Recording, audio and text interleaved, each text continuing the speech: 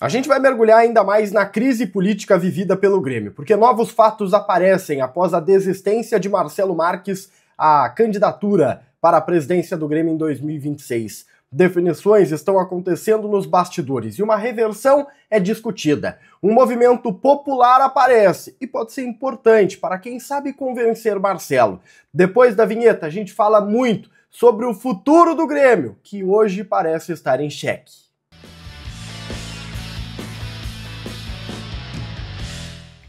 Salve galera, tudo certo com vocês? Chegando aqui no A Dupla para destacarmos o Grêmio. Eu sou o Matheus Dávila e nós vamos juntos para falarmos sobre as últimas horas. Esse é o Diário do Grêmio KTO.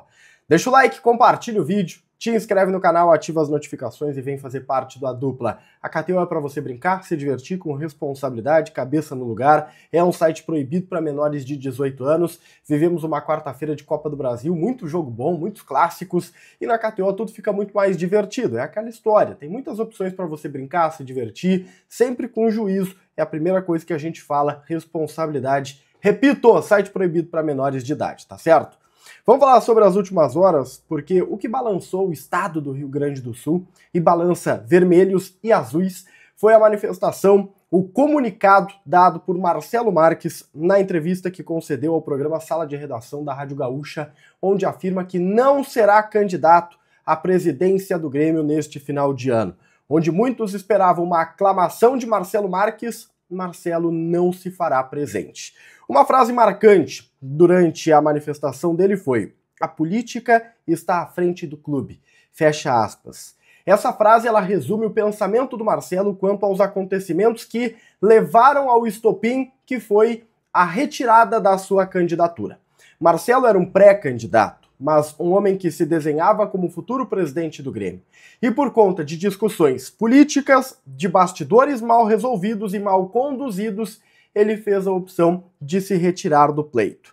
Segundo ele, a decisão é irreversível, mas há um movimento no entorno do Marcelo Marques, principalmente dos homens políticos, e aqui eu vou fazer uma leitura, que levaram ele a tomar a decisão de se retirar do pleito, de convencê-lo a permanecer, voltar atrás na sua ideia e assumir a presidência do Grêmio, que é um clamor neste momento nas redes sociais.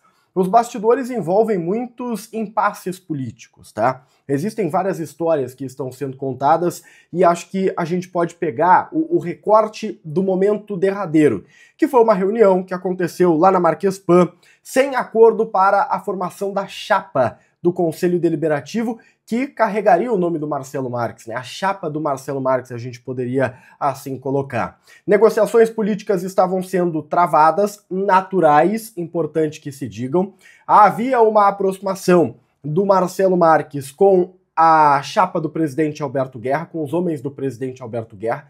Vamos colocar que o presidente Alberto Guerra estava emprestando apoio político ao Marcelo Marques nesta eleição e o Marcelo concordava com isso. O Marcelo ele tem uma ideia de agregar o Grêmio, né, de não afastar. Você quer estar perto? Vem estar perto, não tem problema nenhum. É um conceito que ele estava estabelecendo e o Guerra estava indicando 15 homens, 15 pessoas para formar a chapa do Conselho Deliberativo, que seria encabeçada pelo Marcelo Marques. Ou seja, esta chapa colocaria possivelmente muitos conselheiros. E o Guerra, ao colocar 15 homens seus dentro desta chapa, estaria possivelmente elegendo 15 pessoas da sua confiança, tá? Eles ficariam praticamente com as 15 últimas vagas elegíveis dentro do cálculo que foi estabelecido. Se imaginava que a chapa do Marcelo Marques colocaria 120 conselheiros dentro da eleição, 120 seriam aprovados, e o Alberto Guerra colocaria dos 79 aos 119, ou seja, estaria dentro da margem de aceitação, né, de eleição para o Conselho. Só que essa discussão, ela foi longa, durou muito tempo, muitas semanas, muitas reuniões, na verdade, e acabou desgastando. Por quê? Porque os aliados do Marcelo Marques, os aliados políticos, e aqui a gente cita Antônio Dutra Júnior, a gente pode citar o Odorico Roman, mas o Odorico Roman é o que menos aparece dentro dessa história. Acho que o Antônio Dutra ele acaba sendo um personagem principal, porque ele era, né, o cabeça dessa chapa, era para ser ele o candidato à presidência e quem sabe até se torne a partir da saída do Marcelo Marques. Isso aqui é um campo muito mais especulativo, né?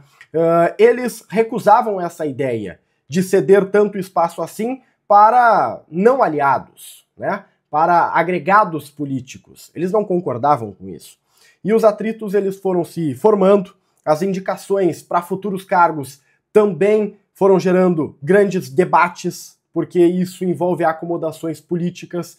Os homens políticos do Marcelo Marques não gostavam de algumas ideias, não queriam determinadas coisas, o Marcelo foi cansando. Mas existe um outro fator que é importante ser citado, porque nós estamos falando aqui muito do campo político, dos conselheiros, das reuniões fechadas, mas tem algo do mundo externo que incomodou o Marcelo e pesou também.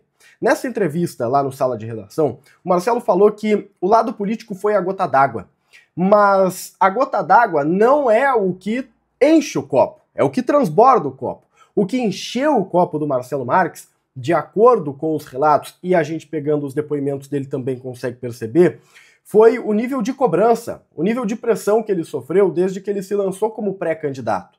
Porque, de acordo com ele, torcedores e influenciadores, gremistas por óbvio, cobravam uma participação cada vez mais ativa do Marcelo.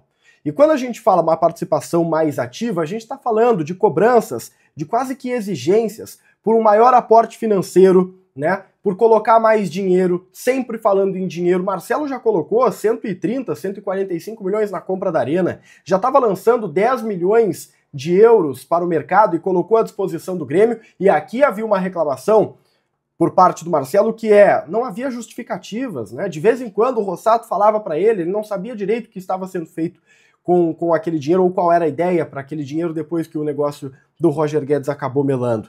Então, essas cobranças, inclusive dos torcedores de coloca mais dinheiro, contrata o fulano, tem que contratar o ciclano, tem que fazer isso, pega o teu dinheiro e faz aquilo, com recursos que eram dele, foram enchendo o saco. Essa é a expressão, foram enchendo o saco do Marcelo. E esse conjunto de fatores levou à decisão de se retirar do pleito, tá? A reação da torcida, por óbvio, é extremamente negativa. Existem camadas da torcida que estão contra o Marcelo Marques, eu já percebi isso, tá? Inclusive aqui nos comentários do YouTube. Se você não viu, abra os comentários que você vai ver certamente alguém criticando, mas essa camada é muito pequena, porque a maior parte da torcida quer que o Marcelo reconsidere a sua posição e volte a assumir o protagonismo dentro do campo político eleitoral. Ou seja, volte a ser candidato e seja presidente do Grêmio, porque a aclamação parece uma lógica, apesar do Marcelo ter ponderado sobre isso. Quando ele fala do campo político, ele, olha, vocês falam em aclamação, mas será realmente que eu seria aclamado? Isso por conta da politicagem, evidente que ele está falando. Tanto que o clamor popular cresceu, que nas últimas horas, torcedores criaram um abaixo-assinado online, sabe? Uma petição pública, pedindo que o Marcelo reconsidere, que o Marcelo volte a ser candidato. E eu estava dando uma conferida na noite da quarta-feira e parei de ver ali por volta das 10h20 da noite, tá?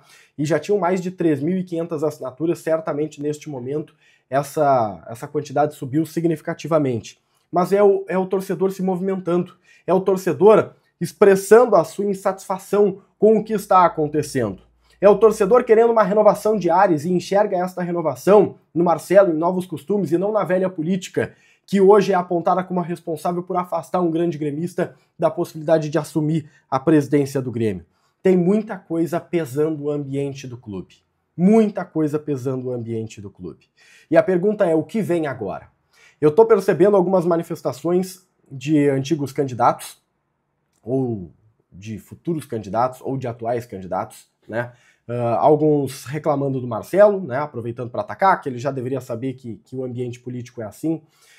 Outros, como o Denis Abraão, lamentando, dizendo que lamenta porque achava que o Marcelo era um grande candidato, né? Um homem certo para assumir a presidência. E outros que se mantêm em silêncio. O Paulo Calef, por exemplo, que antes da chegada do Marcelo Marques aparecia como o principal candidato à presidência do clube, ele retirou a sua candidatura, retirou todo o projeto de gestão que havia montado. E a dúvida é se ele voltará com este projeto agora que há espaço para isso.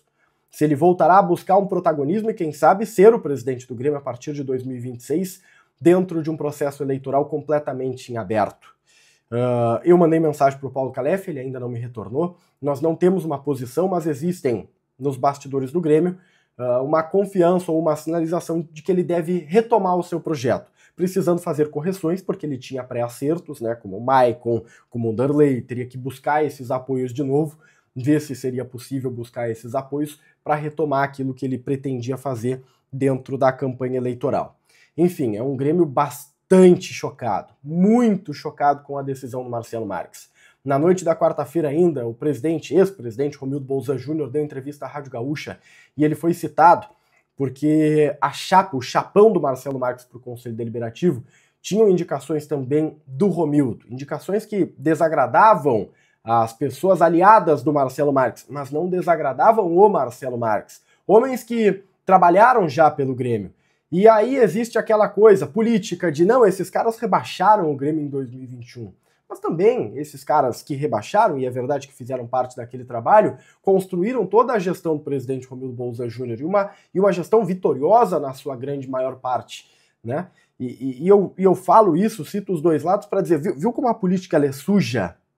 Ela é suja porque se aproveita de pequenos recortes para jogar uma ideia, difundir uma raiva, e foi isso que afastou o Marcelo Marques. Se nesse momento você está fazendo isso porque o Romildo isso, porque o Guerra aquilo, tu está fazendo exatamente o movimento que os aliados, entre aspas, do Marcelo Marques fizeram no bastidor e que fez com que ele olhasse e dissesse, cara, isso aí não é para mim não. Não é para isso que eu vim aqui. Eu vim aqui pelo Grêmio e os caras estão pensando com uma outra cabeça que não parece ser do Grêmio. Essa é a realidade. Essa é a realidade dos fatos. O Grêmio que trabalhou no CT Presidente Luiz Carvalho tem um jogo contra o Flamengo, o torcedor não pode esquecer isso. Aliás, é preciso separar vestiário e ambiente político. E nesse momento parece que o vestiário ficou de lado. E o Grêmio tem uma grande decisão contra o Flamengo, vive um momento conturbado dentro do Campeonato Brasileiro e tem que resolver a sua vida dentro do Brasileirão. Nas últimas horas, Arthur ainda não foi oficializado. A direção trabalha para ampliar o contrato de empréstimo do Arthur. Isso que ele mal chegou em Porto Alegre. O objetivo é tirar de junho de 2026 para dezembro de 2026, justamente para colar num movimento de permanência em definitivo. O Arthur ele já foi dado como emprestado oficialmente pela Juventus, mas o Grêmio ainda não fez o comunicado oficial. Deixa o like, compartilha o vídeo, te inscreve no canal, ativa as notificações e a gente se vê. Tchau, tchau.